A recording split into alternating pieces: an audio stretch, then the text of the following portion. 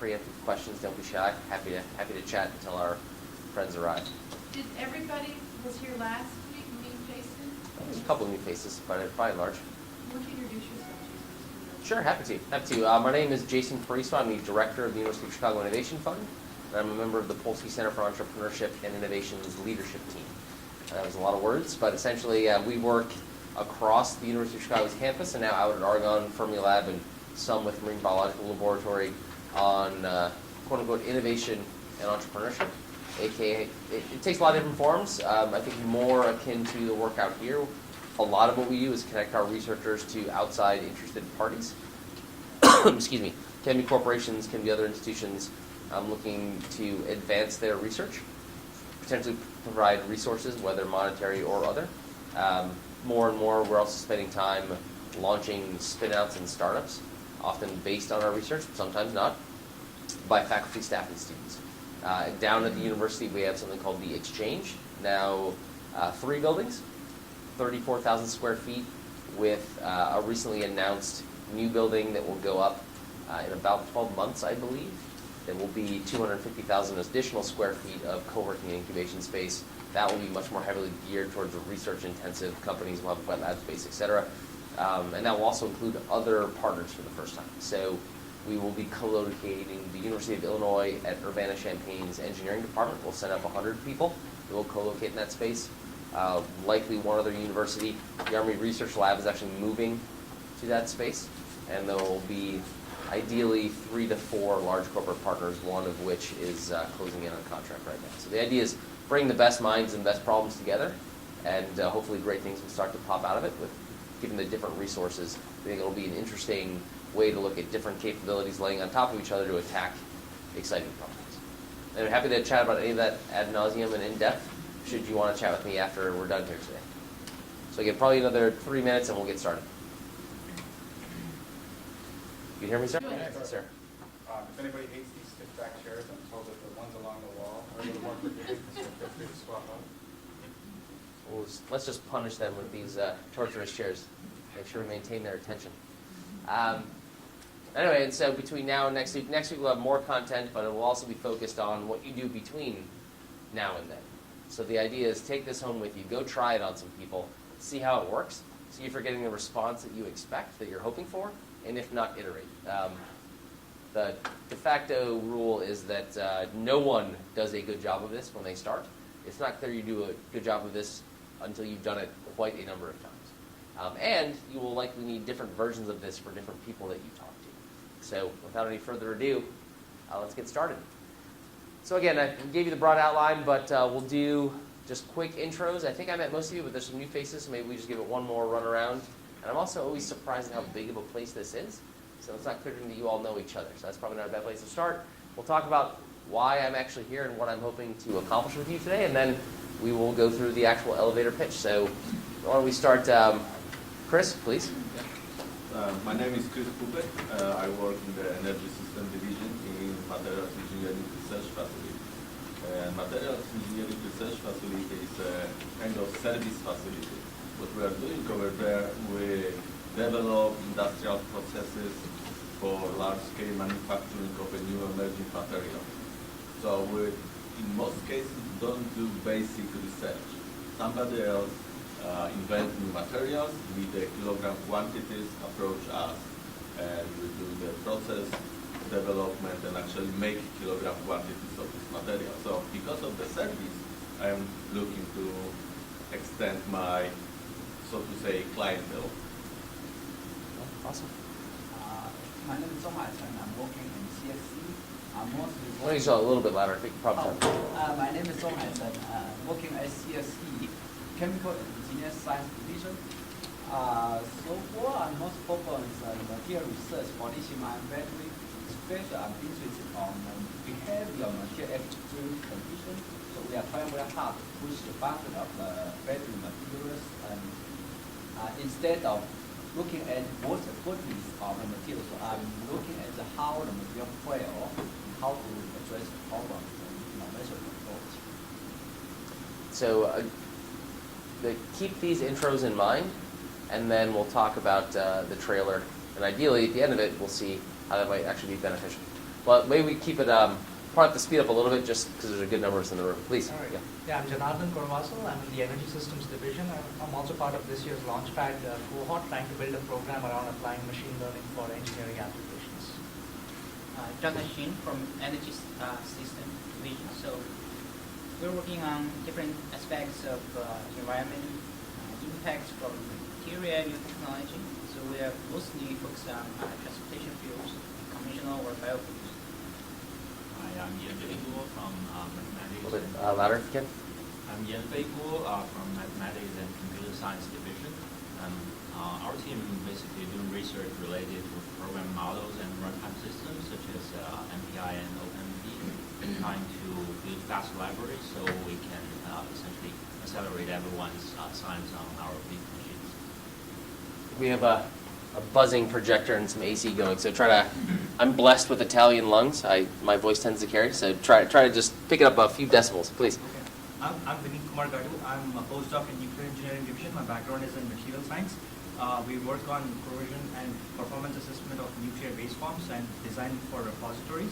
But we are running out of money, so we are trying to develop new programs. And starting with biomaterials, we realized that traveling to conferences, we realized that our approach can directly be applied to biomaterials, automotive, and aerospace. So starting with biomaterials, we are working with surgeons at Thrush Hospital to build a collaboration with start a research project. I like where that went, but that started with the scariest sentence I've heard in quite some time. We focus on the disposal of nuclear waste, but we're running out of money.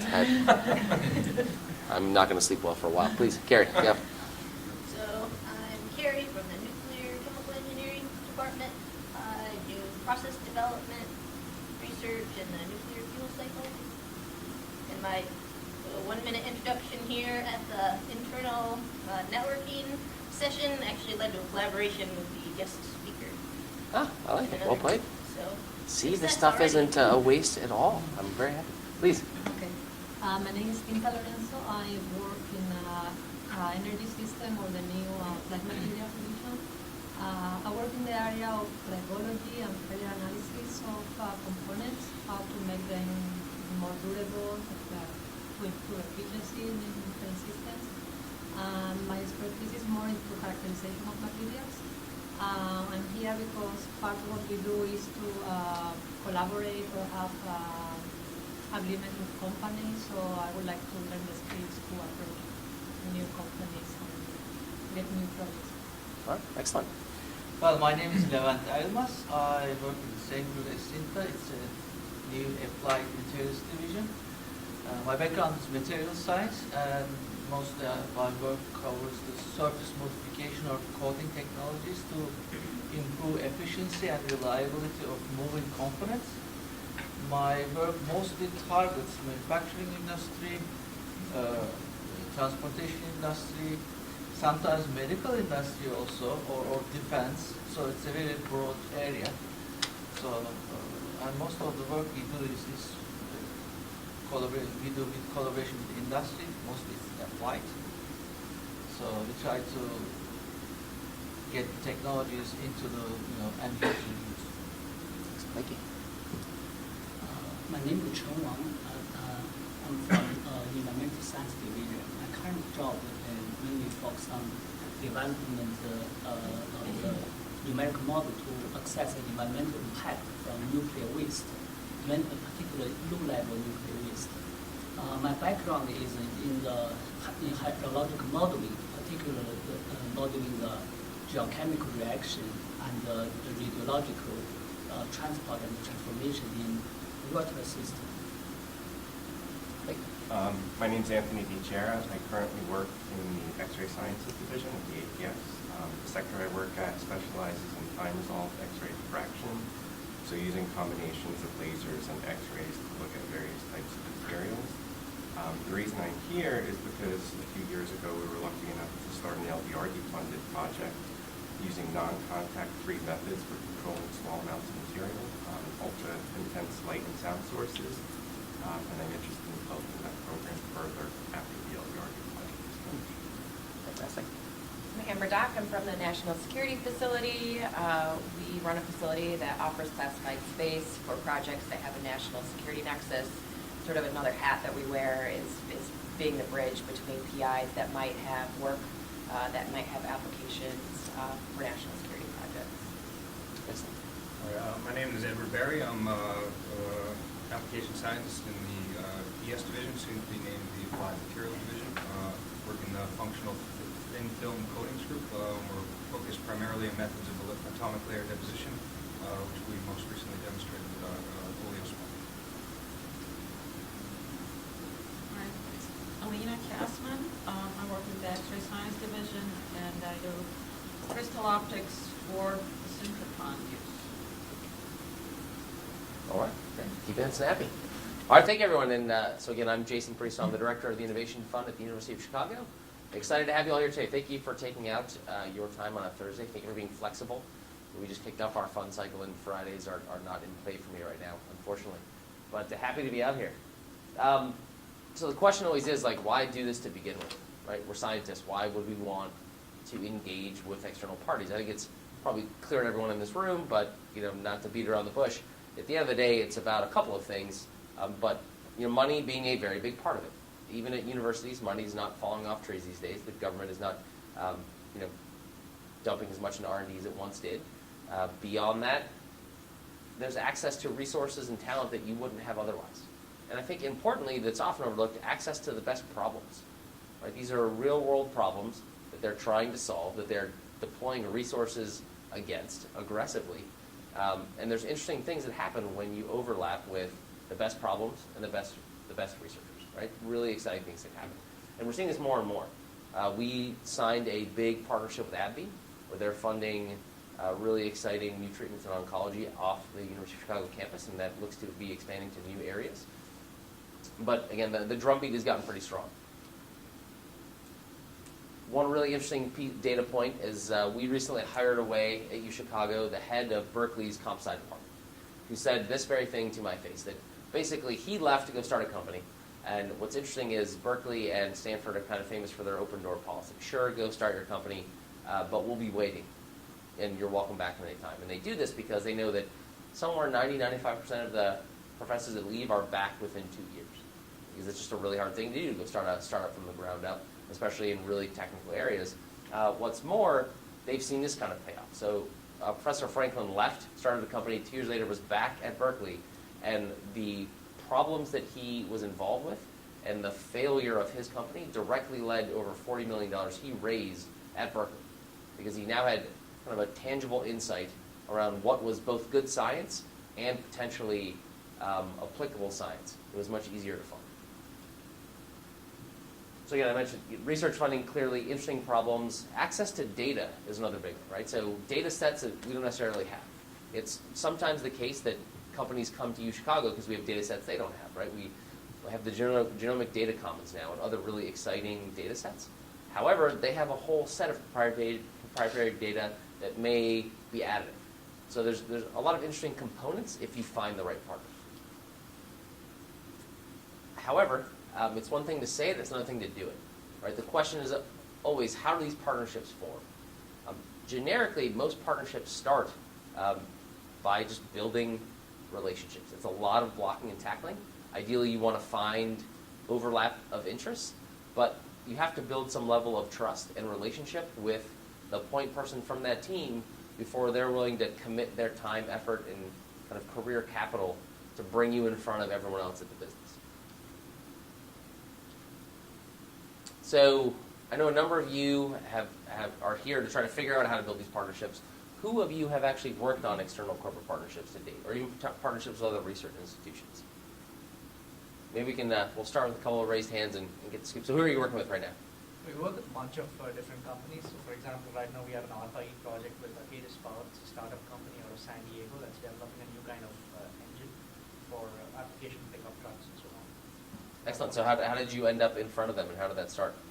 Well, this is part of a bigger group that I'm part of, the United Center for Transportation Research. Yeah. So it's through the supervisors and the section managers and so on. Do you know how the company actually found us as part of that project? I think we've had interactions with that company in the past. PIs in our section have had interactions with Arcadis Power to conferences and things like that in the past. So it's primarily through conferences where we meet a lot of our potential collaborators. Yeah, and I've heard that a number of times here, that conferences are a great, as I turn off the screen, are a big way that you connect generically with companies that are interested, that it's kind of a target-rich environment, right? You go to that conference specifically to present and make yourself known to the world, and they go to that conference looking for interesting threads of research to pull on. However, I think you said another interesting point there. It was over time, right? It's not likely that you walk in the door, wow their socks off, and the money starts to flow, right? It takes time to build trust and build a relationship, and it's often timing is an issue as opposed to just time, right? They may really like you, they may like what you're working on. They may not just have, the problem may not have presented itself yet where it makes sense to have that overlap. So building relationships that last over multiple years is often how you then hear about some big project seemingly falling out of the sky. Well, it turns out they'd been talking for 5 years. As the research started to catch up with their problem, oh, that is really interesting, let's do that, right? It may not be as simple and direct as go pitch this to a company that should be interested, and they all of a sudden are. Yeah, and I can give another example. 4 years back, I interviewed at this company called Gamma Technologies that's out in Westmont, and I decided to come to Argonne instead, but I didn't maintain contacts with them, and nothing really happened, collaboration or anything, for a couple of years. But then we had a collaborative project with them that's led to multiple other projects as well. Yeah, and this has been a thread in my entire career. I'm only at the University of Chicago because I built a relationship with a professor there when I was a student, kept in touch probably twice a year for the 4 years after I graduated, and when they decided to raise this fund, I got the first email. Hey, do you want to talk about this? And I jumped on it before anyone else was smart enough to realize it was a good idea. Or I just got lucky. You pick. So again, these relationships take time, and the other big component where we see a lot of failure is there's a confusion around building relationships where people try to convince as opposed to listen to the problem, right? So communication is really, as evidenced by the, well, I'll stop there, never mind. About to make a joke that may not have gone over well. It really is about listening and understanding what their problems are, right? Just trying to convince them that you're the smartest person in the room is a terrible way to actually get them to engage. So with that being said, one thing that we have seen over time, I think much like a salesperson approach, right? The best salespeople don't sell. The best salespeople listen, and when your needs overlap with their product, then they present it to you, right? So the best salespeople are like part therapist, part great listener with an expense account, and that's how they end up landing great clients. But what they do is build a set of reusable tools to make this as easy and repeatable for themselves as they can, right? To minimize the pain and suffering of reinventing the wheel every single time. And so as part of your toolkit, and similar to a sales toolkit, you start with this elevator pitch, right? And maybe we can step back and put this in terms that are a little easier to relate to. So as scientists, I'm sure you spend a lot of time reading other people's research. How often you just dive into like methods and read all like 48 pages? It's much more likely, let's start with the abstract, decide if it's even worth any of my time because there's too much stuff to do and too little time in my day. This is the equivalent of like your personal abstract, but even shorter, right? This is the closing sentence of your abstract, because again, let's be clear, do you read the whole abstract? You read like the first sentence, you read the last sentence. If it sounds like you want to spend even the 2 paragraphs of time reading the rest of it, then you will. That's what this is, right? This is the opening line the first time you meet someone. You don't unload your entire life story. I'm so-and-so, I'm from here. Would you like to continue this conversation? That's the equivalent of this elevator pitch. So the goal of the pitch is to tell me something that's compelling, interesting enough to get me to ask questions. That's it, right? It's not, again, I don't need to know your entire life story. What I want to know is, do I care enough to continue the conversation? If not, think of this in the confines of a big conference. There's 2,000 people at the conference. Do you have time to tell 2,000 people your life story, to try to connect them to you in the course of 2 days? Probably not. Do you have time to tell them 2 sentences so that they can figure out if they want to spend time with you? And you can think of this another way. This is help them select to not talk to you. And that's kind of what you want in those big environments. You want to give them a reason to go talk to someone else because you're not a good fit. And that's actually a win for you, because you probably just saved yourself 30 minutes. The only worse thing than not talking to someone is talking to the wrong person for way too long. So how do you actually put one of these together? It's So I think I've beaten this one a bit to death, but everything you know, everything you do, and the sum total of your existence on this earth is not your elevator pitch. A good way to think about it is a movie trailer, right? Show me just the good parts. It should be a little, PG-13. It should be a little funny. Whatever it is that says like, hey, maybe I'll drop the now approaching $18 to go see that movie on a Friday night. A couple of examples to make this a little more tangible for you. These are startups, so it's a little bit hard to correlate specifically what you would say in your lab. However, they're a little bit funny, so I thought it'd be useful. ZipFit is a great one. Her trailer, the first time I met her was, I run ZipFit, and we are the Match.com of butts and jeans. So I don't know what that means. Like, what does she actually do? I have some thoughts about it, but I certainly am going to ask her now, because that's just ridiculous enough where you can't just stop there. You got to tell me. So what do you actually do? What they actually do is they have a system where they take multiple measurements, and they know the standard fit and size of every single gene option that's out there. And based on your measurements and your desired fit, they will tell you which genes are much more likely to fit you or not. And then they will present you with those genes, let you try them all. So a much better experience for shoppers, and a much higher likelihood that you will buy from them. She's done quite well. Brain juicer. So this again, we squeeze people's brains until they confess something fascinating. Again, you have my attention. I don't know what that means. Tell me more. But that's all you want them to ask. Huh? Interesting. Tell me more. Let's have a conversation about it. Or if I don't care at all about market research, well, funny, but I'm not here for that. You should probably talk to someone else. So how do I pitch myself? And so I'm not nearly as awesome as ZipFit. That's about as good as it gets from both directionally correct and entertaining. I got to work on mine again, apparently. So the Innovation Fund. We invest and launch companies around world-changing technologies, right? That's might sound like any other VC, so maybe I need to change that a little bit, but that's our concept, right? We look at the best researchers, hardest problems, we give them money to go try to solve those problems. Maybe I should do it that way. I helped launch a company when I was at the Blue School of Business called Bolder Thinking. We replaced entire call centers with a headset and a web browser. Right? For companies that are in the space, that's interesting. So I have $5 million of PBX technology in a closet. So, no, all that gone. Don't need any of it. You have computers? Yeah. You have headsets? Yeah. Great. You're done. Don't have to buy any of that stuff anymore. Catapults. This was a startup, a nonprofit I launched down in Texas. We ensure that schools can use their technology for teaching. Right? It was very different back then. One, schools could barely use technology, and two, even if they had it, they didn't know what to do with it. All right, so here's where the rubber will meet the road. You'll have a sheet in front of you. It's actually just a rough outline to help you start to craft something that smells like a sales trailer. So we will take the next 10 to 15 minutes, depending upon how long I see your pencils moving, and we'll give it the old college try. And yes, the stakes will be high because I will randomly select a couple of you to give it a shot here in the room. All right, so this is one that I developed a while ago, and it's open for people to negatively or at least positively comment. But mine is, I'm the matchmaker for Argonne researchers and industry. Simple, straightforward, to the point. All right, not bad. Any other thoughts there? Any comments? I'll highlight a couple of things. So short is good. Pretty direct. I kind of know what he does. No jargon.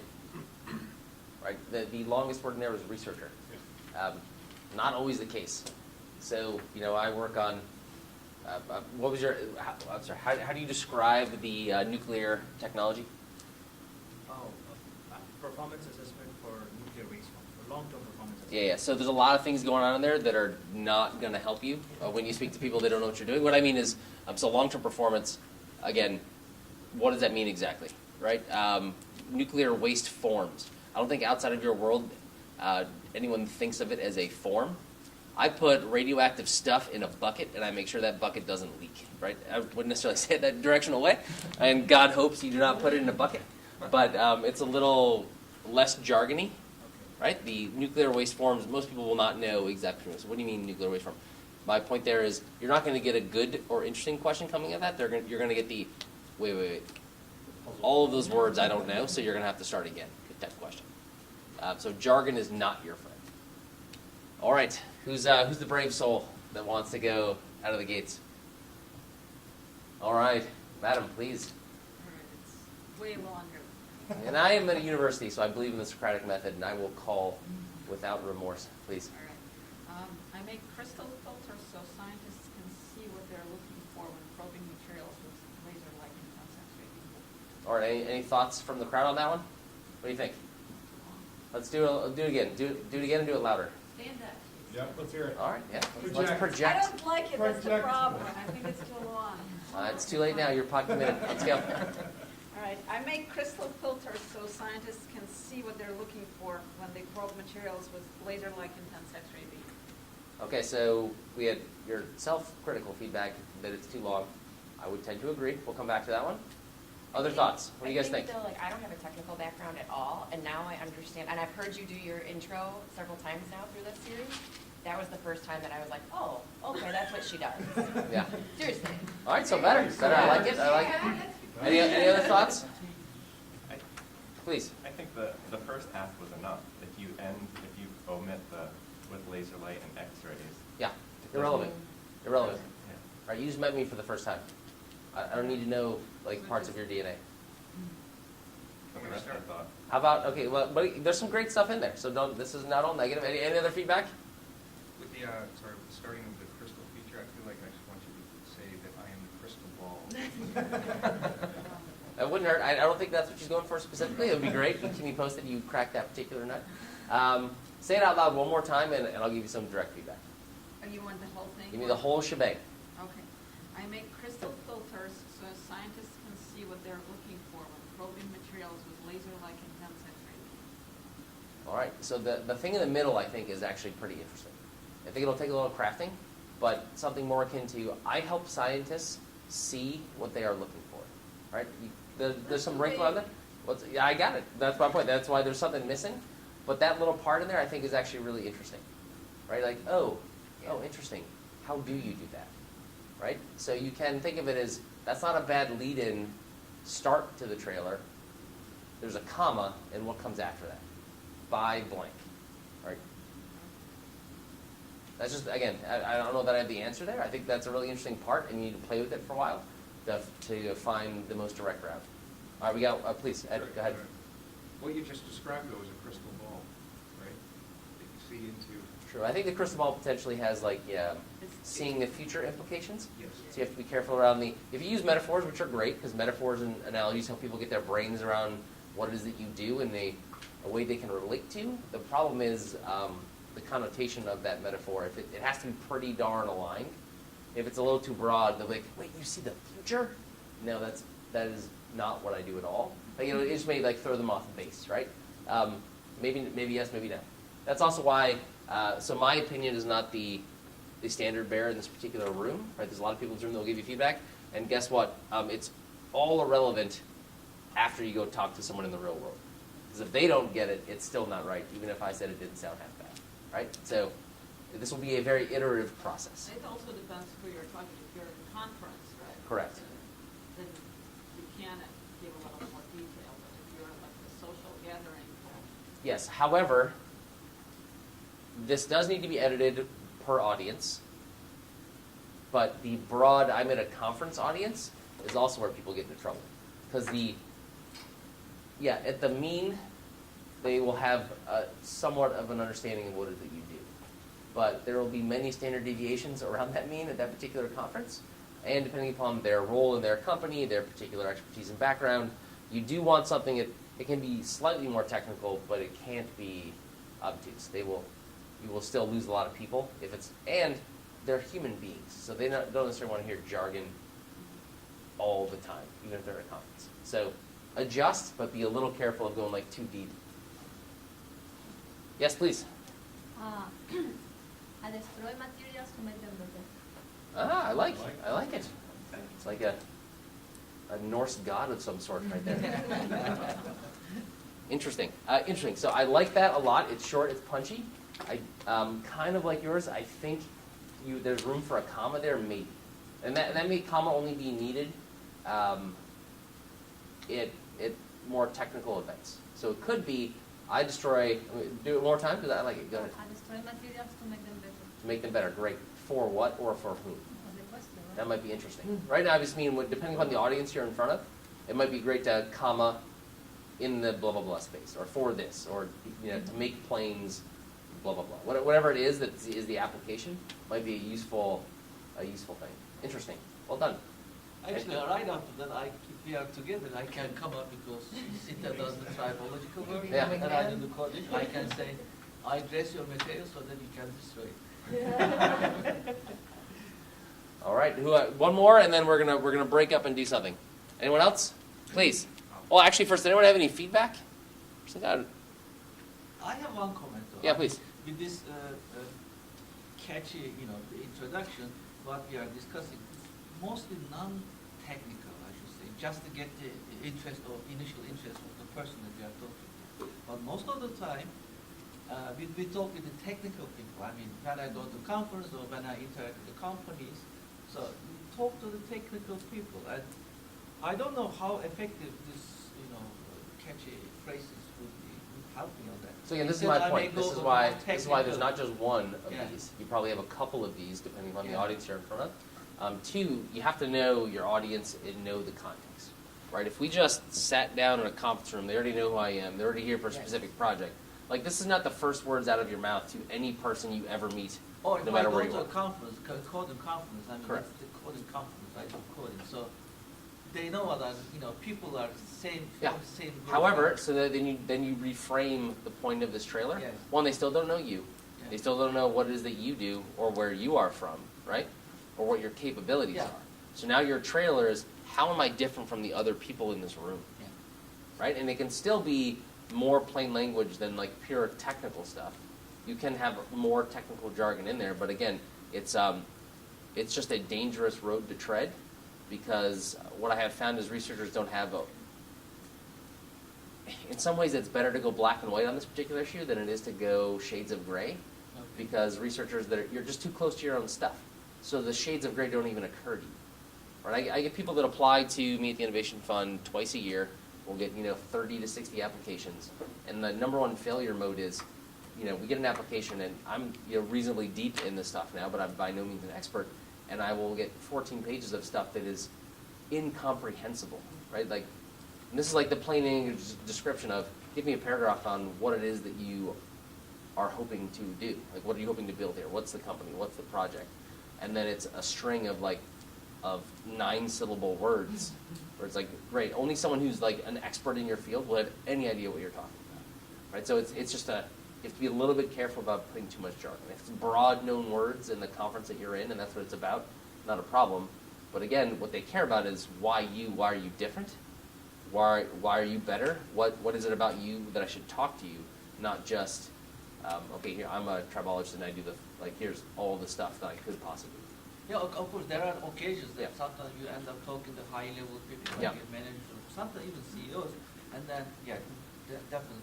So coming out of this will be the charge for next week. We'll have more content next week, but what we would plan to do is come up with a couple of scenarios where you think you might want to use this, and then customize one for that scenario. And then we'll give you feedback on that, right? Could that be useful?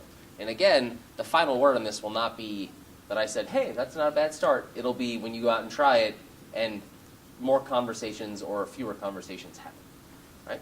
So Jason, this might be more for next week, but repeat your pitch again. I destroy materials to make them better.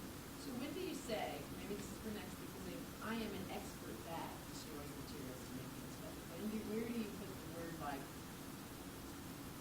I work at Argonne National and I am an expert at, or this is my area of specialty, or when do you plug that into here? Should you be humble?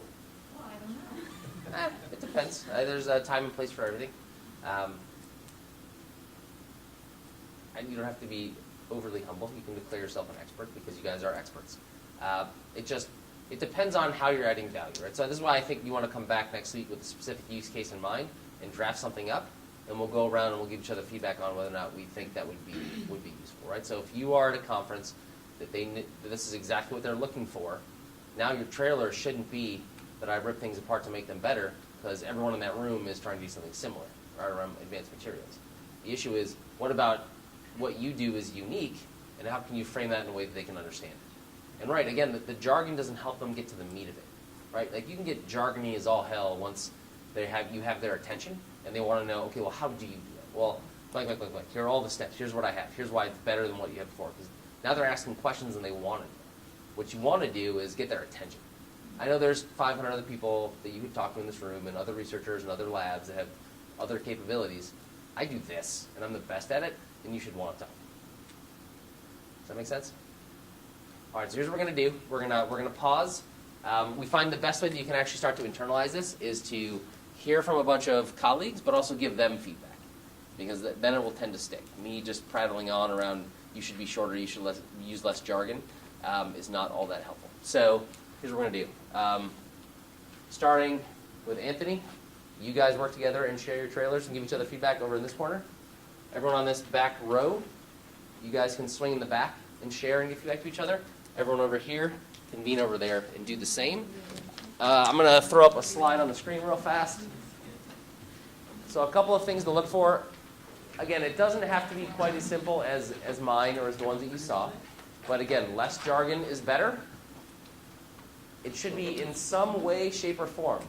Either interesting, provocative, funny, new, slightly objectionable. Something that will actually get my attention as opposed to just a string of words. And then at the end of all of that, think, do I actually know, do I have any concept of what the hell that person does, or why I should be talking to them after they tell me this? Or it can't be so vague that I just don't care because I think you're going to waste my time. So it's a fine balance. All right, have at it. We'll give you 5 minutes or so to take a cut at version 0.2, we'll call it.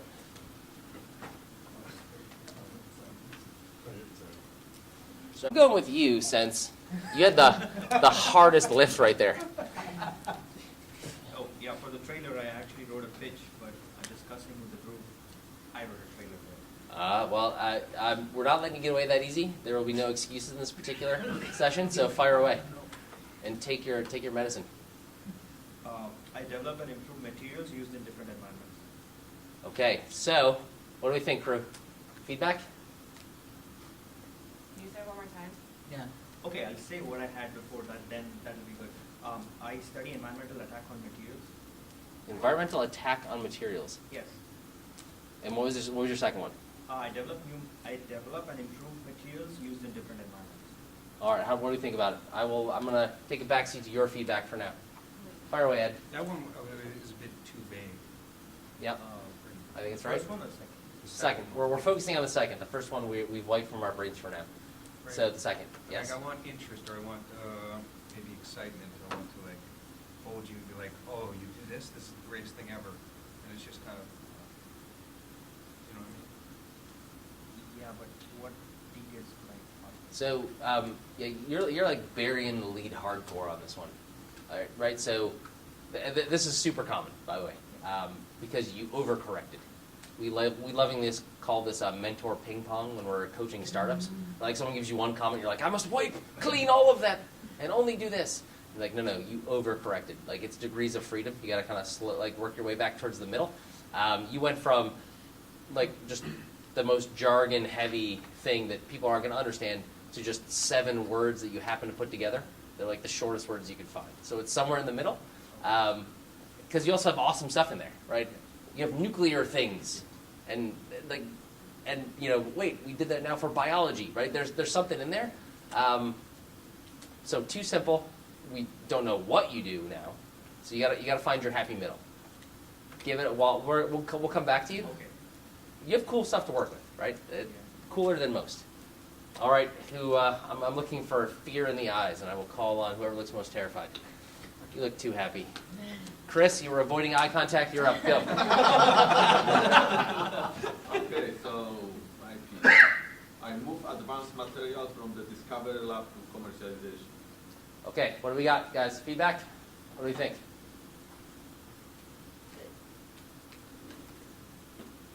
Not too specific, but not too general. Yeah, so I think he found the middle, but it is, like the wording is actually fine, right? Like those are words that I can deal with and I can make something out of. I think the problem is you're kind of soft shoeing around it, and I don't know specifically, like it doesn't paint a picture of specifically what it is that you do. And there's no interesting wrinkle there. Like I think, so here's the thing, right? Maybe, and I'll just, top of my head, bear with me, this will not be good, but it's going to happen anyway.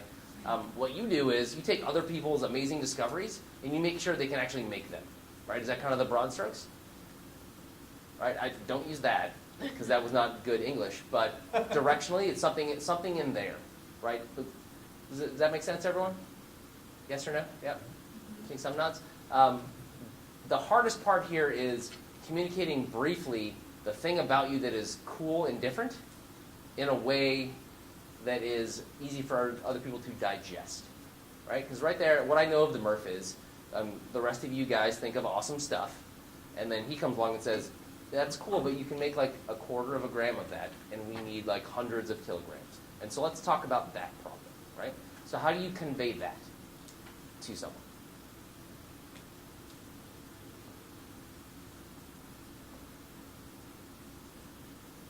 It could be as simple as, like, if it was a room like this and it was scientists that never met you before, I potentially, again, I'm a little brusque, as you may or may not be able to tell by my delivery. I would say, you guys think up cool stuff, and I actually make sure that you can make it. Again, you don't have to use that, but I think that's the concept that you want to hit on, is the words you did use, I think, are words that mean stuff to us.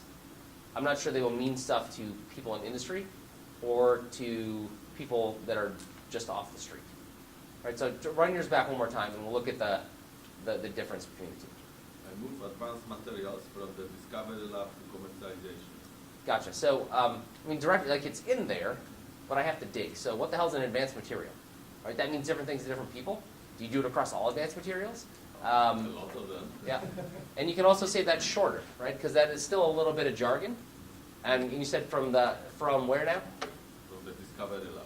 To where? Can you say, Okay, so again, most people don't even know what commercialization really means. It's like a vague term that usually people throw around when they're asking for a grant. what's the term? Commercialization. So I would say I create new materials. We and- don't create Okay, you don't materials. create, then I take cool new materials and I move them into the real world.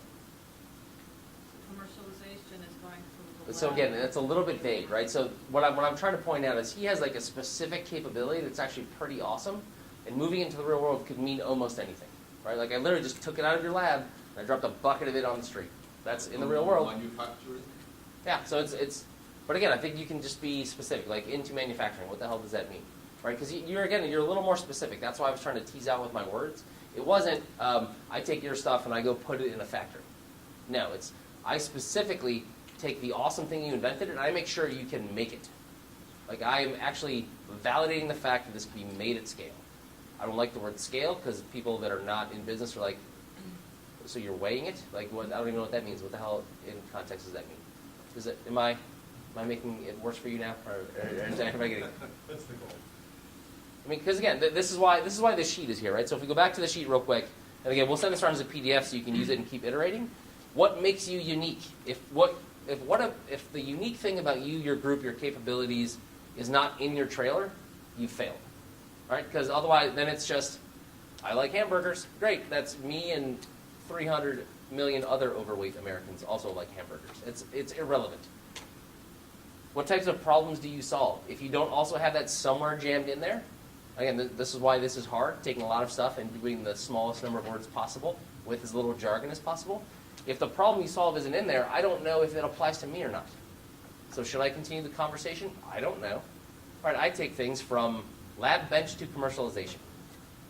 That's better, but still too many words. I don't really know what commercialization means, right? I don't know that you're helping figure out if this can be manufactured at scale or if I'm violating the laws of thermodynamics in my assumptions here. Combined with, does that apply to everything? I would like to manufacture kids' shoes. Do you do that at scale? Do you help me identify? No, you're like, no, that's not what I do at all. So those parts all have to be in there, which is why this sheet is useful. And then once you actually get that kind of written out, now you think, what's the angle on this? What makes you actually care to talk to me instead of the 9 other people that are going to say something similar? What actually gets your attention because you're bored? You just sat through 5 scientific presentations. You got the post-lunch crash. you may or may not have had your coffee this morning. How do I perk you up? All right? So I think you got a lot of the stuff in there, but I would play with it. All right, who else? Everyone's making good eye contact now. See, you learned your lesson. All right, we have a hand raise. Who saw that coming? Please. So, my third iteration is adapt nano and microscale technologies for use in nuclear process monitoring. So, I think probably this. So my problem is I don't know you enough to know exactly what you do. I kind of had an unfair advantage on the MRF there. Not that I've actually know exactly what they do, but I know enough to be dangerous. I know almost nothing about what you do, and maybe this is a good example. That was a lot of words that I think are really specific and meaningful to you that I don't know how to parse. So try it again.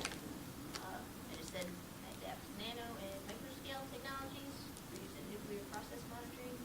So what exactly is nuclear process monitoring? Do you make sure things don't go boom? Yeah. Is it this is like keeping the nuclear tower cool? Is this when you say nuclear? What exactly does that mean? Well, I work on things across the nuclear fuel cycle, so enrichment, fuel reprocessing. So I just simplified it to nuclear. Okay, gotcha. So what about you is unique in that way? Let me look at the sheet. Let me see if I can tease it out. So why are you guys different? So I'm sure there's a lot of people, well, maybe not, because, well, God, hope not, there's not a lot of people, but there's other people that have thought, like, oh, we make nuclear material, we should, probably keep an eye on that. So why is what you do different? The nano and microscale technologies. Okay, why is that different, or why does that matter? Just no one's really thought to take advantage of those so far. Okay, and why is that still going to be better? No one's also probably thought to take advantage of just, child labor as it relates to nuclear fissile material, but just to make it, like, better? So I'm sorry, I'm being a bit on the nose. This is a good exercise, like they call it lovingly the 5 whys. Like you just keep asking why until you get down to the thing. So we're going to keep going until we find the thing. So you got nanomaterials. Why are they better in this process? Or why could they be better if you guys figure it out? They can improve accuracy. And how would they do that exactly? Reduce uncertainty. Accuracy and uncertainty how? By facilitating high throughput analysis of samples. Okay, getting better. So high throughput is I can check a lot more stuff. Yes. Or is that directionally correct? But how would they do that again? Like much smaller samples, much faster? Yes. Smaller and faster. Small samples allows us to analyze large numbers of samples without disrupting the process. Gotcha. So getting closer, right? We're getting closer to the thing. There's some nugget in here that will be the thing, right? Because everyone else is like, I got this big batch process, totally pain in the ass.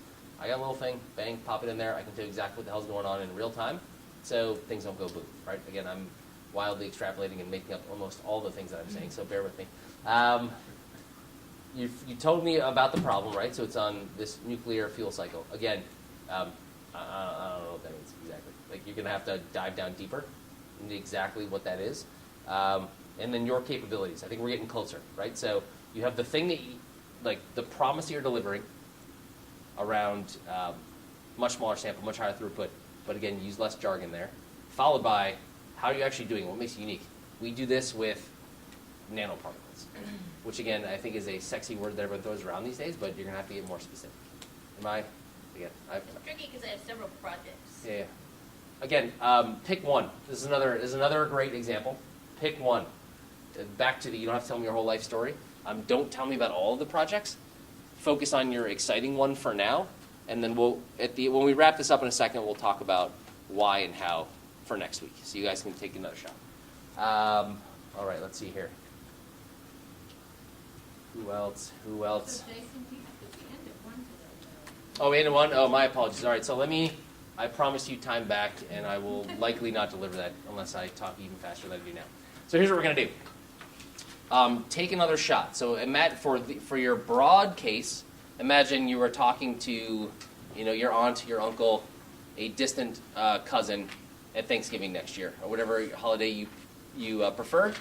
What are you going to tell them that actually gets them interested and that they will actually understand, right? So assume like 8th grade level of education, because that's kind of standard for writing. Write to the 8th grade or less, so that people can understand what you are writing.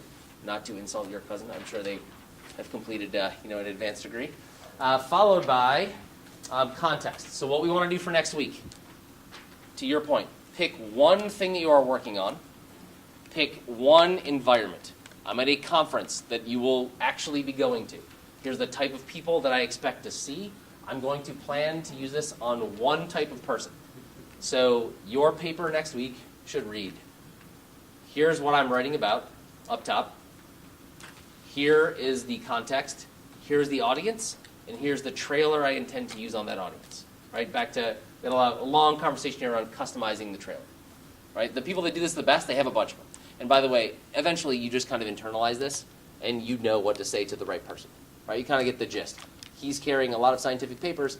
He likely is not just like a porter giving those to someone else. He may know how to read them. I will speak to him in a more technical fashion. Right? This guy over here may be wearing jorts and is unlikely to be an expert in nuclear fissile material. I will use my downgraded version of the trailer. All right, I will hang around for a bit if you guys have follow-up questions. Remember, so I will send around an email with that little template that I just talked about of what for next week for your trailer, so you can go deeper into context and how you'll use it. And then two, a link to a video that talks about what we'll do next week, which is building a backlog of stories to share. Sound good, everyone? All right, thank you guys. Thank you so much. Thank you guys, and if you could again do the little pulse survey and leave it